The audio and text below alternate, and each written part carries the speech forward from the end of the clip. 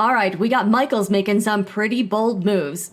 Welcome to Sewing Report Live. I'm Jen, and Michaels has made a couple announcements that make it clear that they are trying to capitalize on the loss of two of its biggest competitors, JOANN's and Party City. We're going to go over the latest. Welcome, if this is your first time here. I do news and commentary over on this channel. This is kind of going to be a chatty video with very minimal editing. Also, this is obviously not scripted, not a perfect speaker. Please understand in advance. All right, so this is the press release that Michaels has put out. It says Michaels debuts the Knit and Sew Shop and the Party Shop in all stores. So it says all stores. All right, with the introduction of both new in-store concepts, Michaels becomes North America's largest specialty fabric and party retailer. So yeah, they're one of the last stores standing. We've seen a lot of retail problems, bankruptcies this year, stores closing, and Michaels is trying to fill the void left by JOANN's and Party City. At the end, I'm going to share my own opinion take on this, and they're focusing on the in-store experiences, which quite frankly, that's something that JOANN's was really lacking. The Knit and Sew Shop and the Party Shop, hey. And they're even using the JOANN's branding. Now, if you're not aware, Michaels did purchase a lot of the JOANN IP, including a lot of the brand names.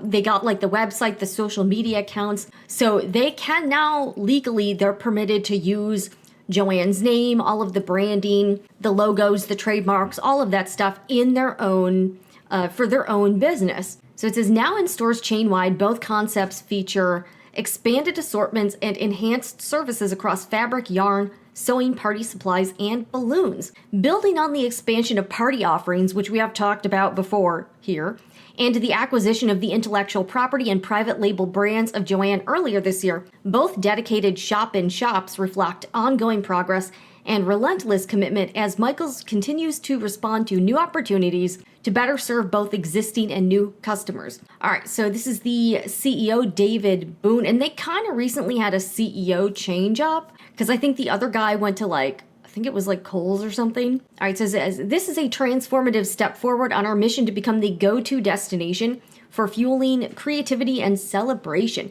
And they gave us access to some footage and photos. So I'll try to drop that in so you can see what the concept is. All right, so the Knit and Sew Shop featuring the JOANN and Michaels logos brings the best of both beloved brands together.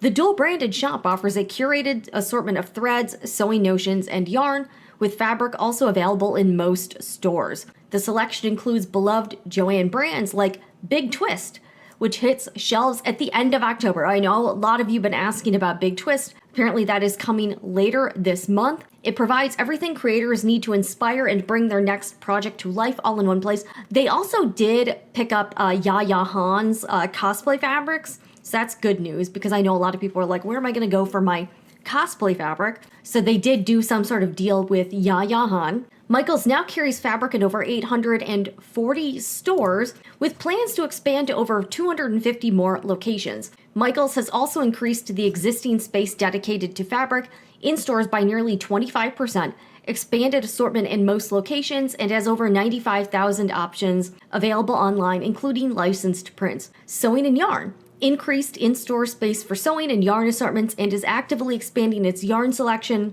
by 25% this year. To meet strong customer demand, hundreds of new skeins are being added.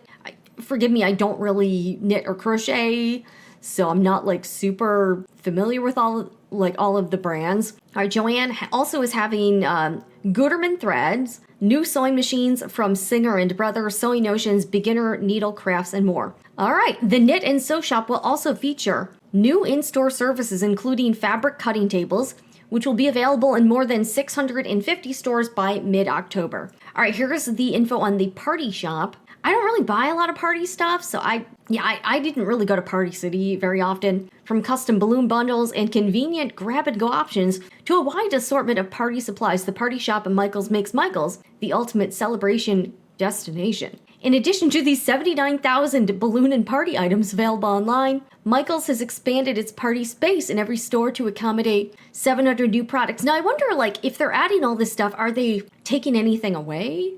Are they reducing other categories or other things.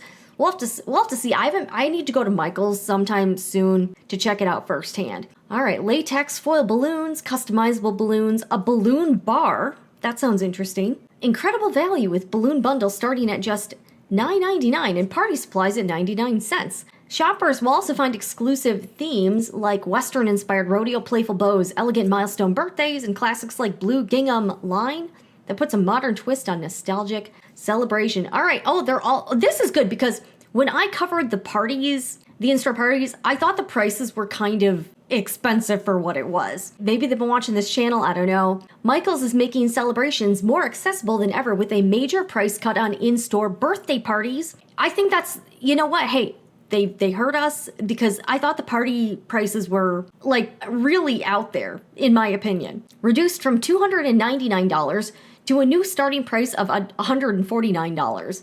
The lower price plus easy online booking make it easier and more affordable for parents to host creative, stress-free celebrations for their kids. All parties include a guided craft project led by a dedicated party captain, a collection of exciting themes to choose from, customizable add-ons. I guess this is where the party stuff comes in. Goodie bags and pizza. Yeah, because I remember we tried, like in a previous video or live stream, I tried to book a party online and I added like the food. The food was like outrageously expensive. I was like, holy crap. All right. Ability to send evites and manage RSVP. So far this year, Michael's has hosted over 4,200 birthday parties. And also, I thought they did have some classes and parties for adults. Like if you're having like a girls' night or like, you know, like, I don't know, like some sort of, you know, meetup, you could do that at the store. All right. Michael's has lowered prices by between 25 to 70% in over 200 celebrated party products. All right, so that is what they're rolling out. Also, the Michael's CEO did do an interview, and I'll link these things below in the description box. Retail Brew did an interview with the Michael's CEO on turning Party City and JOANN closures into opportunities. All right, so I'm not going to read this whole thing, but I'm going to, you know, share it below if you want to read it. So they did. All right, this interview has been edited and condensed for clarity. Okay, so they're kind of talking about Michael Boone, his response to the closures of JOANN and Party City. All right, how it's tried to turn disruptions into opportunities. All right, so he says, we're taking risks and going fast to get products in store because we knew these customers were going to find homes over the next 6 months as those retailers exited the market. I don't think any retailer has operated as fast as we have over the past 6 months to put together a unique value proposition for those customers. All right, they're also focusing on, I guess, talent. How are you able to expand these marketplaces? All right. We have a strong, profitable arts and crafts and seasonal businesses that were already operating, so these extensions are just natural add-ons to the business. All right, they're claiming we've really dug through the data and done a lot of customer research on every aspect of what they're looking for. And we've honed in on two things: the key products and services that are highly in demand and the experiences that customers are looking for. And then the second thing, which we're still in the early days in, how do we make it unique to Michael's? All right. They're talking about intellectual property, party products. Okay, shop and shop. Here we go. What it allows us to do is put together in a more cohesive way, and certainly from a storytelling way, a value proposition that's going to resonate with the customer. That is number one. The second thing is, whenever you do something new, it's always hard to demonstrate. It takes longer than you think to communicate and demonstrate to customers that you have those products and services in your store. All right, what have you learned about the US customer in the last few years? The winning model for a company like Michael's is not going to be digital only. It's going to be omni-channel. It's super important to engage customers digitally, but there is a need to visit stores to socialize, to be a part of the community. Okay, so my hot take on all of this, I think Michael's is making some pretty smart business decisions. I'm not exactly sure what the strategy is going to be for the inventory in stores, but I think these moves make sense to me. Now, Michael's, again, like many sewing-related crafting businesses in the industry, it is currently owned by a private equity group. I know what's new here. But I think these things make sense. I do hope, obviously, execution is going to be really important. If it's poorly executed, it's not going to work. But if it's executed well and Michael's is able to offer people like us products we actually want to buy, and a positive in-store experience, I think that's a good thing. Now, I know a while back we covered Michael's getting the self-checkout kiosks. Not sure, like they were replacing some of the registers with the self-checkout. I'm going to be real. I am not a fan of the self-checkout stations. I find them to be generally terrible. And there's always some issue when you go to like the self-checkout and then you end up having to get an associate anyways because you're like something goes wrong with the machine. So that's been my experience, especially with the like the Walmart ones. I'm like, oh geez. So I think they need to focus. So this is my opinion. I think Michaels is doing the right thing by focusing on in-store experiences because they're already competing with the entire internet, including Amazon, which often has a lot of very, very cheap party supplies, craft products, sewing supplies, and it's more convenient for customers. Because this is a brick and mortar business, often they cannot compete with online retail giants like Amazon just because they have more costs with physical stores. And Amazon can usually offer things to customers not only cheaper, but more convenient, fast shipping. Again, I can be here in my pajamas, order something, get it the next day. I don't have to drive to the store. So I think Michael's focusing on giving customers reasons to come into the store is where they can set themselves apart as a retail chain. Because if they can't do that, you don't really, like, if they don't have unique products or products that you can't buy online, which really isn't the case, then a lot of people like me, I do a lot of online shopping. We're just going to order it online and we're not really like going to go to the store. So I think focusing on the in-store experience is a key aspect to whether or not Michaels can sink or swim. The other thing I want to bring up is the products. Thinking back on the last few years, I think one of the issues that JOANN's had is the products, especially the fabric selection. Oh my gosh, it was really very subpar the last few years. Every time I would go into a JOANN's, I didn't really find a lot of fabric that I was interested in. It was very cheap fabric, not great quality. There were walls and walls of the novelty fleece. I'm in Florida, so a lot of us don't really have a need for endless amounts of fleece, of like polyester fleece, especially with all like the taste specific prints, you know, like dogs or whatever, hearts. So that was tough. The other thing I've noticed with a lot of the big box stores, like the craft stores and the fabric stores, is they'll have a lot of products, like the products that are geared to beginners or very casual crafters, sewists, quilters, crocheters, and not enough offerings for the more serious hobbyist or like a professional sewist, a professional quilter, a professional crafter. And a lot of the stuff was like kind of chintzy. So, and I don't tend to buy a lot of home decor stuff or seasonal stuff, so that's not really my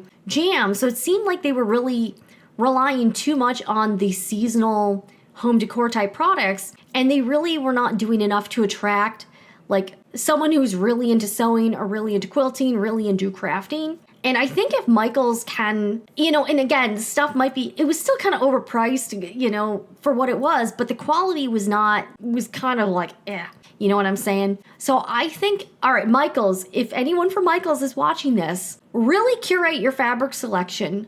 Don't just offer stuff for like cheap craft projects or like one-off Halloween costumes. Really take some effort to curate and buy, like get nice fabric, nice quality fabric, not the cheap stuff. A lot of us will pay for good quality fabric, but we're not gonna overpay for low quality fabric. And I think that's what one of the issues with JOANN. So I really hope that Michaels can figure out a good curated selection of nice, decent quality fabric. Obviously we want fair prices, but it doesn't really matter if the fabric is cheap if the fabric also sucks. So that's my opinion on the fabric selection. I've also noticed that a lot with the craft.